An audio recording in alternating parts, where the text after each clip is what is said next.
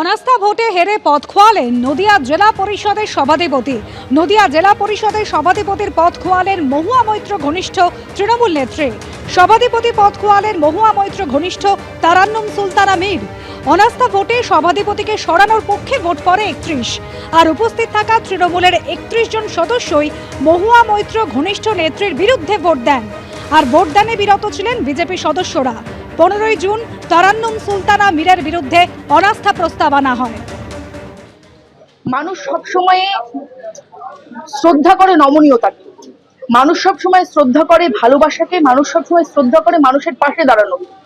সেই জায়গায় দাঁড়িয়ে একটা অধ্যত্ত কাজ করেছে। আপনারা জানেন, দীর্ঘদিন এখানে এসে অনেকে অসম্মানিত হয়েছে, আমরা নিজে চোখে দেখেছি। অনেক সময় প্রতিবাদ করতে পেরেছি, অনেক সময় পারিনি। কিছু ত্রাস কাজ করেছে, কিছু হয়তো আমরা উপেক্ষা করে গেছি। কিন্তু এটা ধ্রুব সত্যি, প্রত্যেকটা মুহূর্তে প্রত্যেকটা সময়ে আমাদের জেলা পরিষদ মেম্বাররা যারা ছিলেন এবং বাইরেরও অনেক ব্যক্তিগণ এই জায়গায় এসে অপমানিত হয়েছে। এটা ছিল তার প্রথম এবং কি বলবো, তার ভুল সিদ্ধান্তের অহমিকার লাস্ট পরিণতি।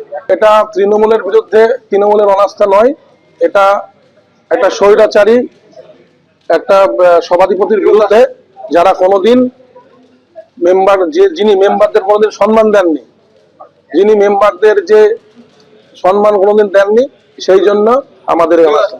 এবার আমাদের সভাধিপতি নির্বাচনের দিনক্ষণ কি কোনো না না না না আজকে অনাস্থা হলো, এবার আবার ডেট করবে, তারপরে সভাধিপতি নির্বাচনের ডেট হবে।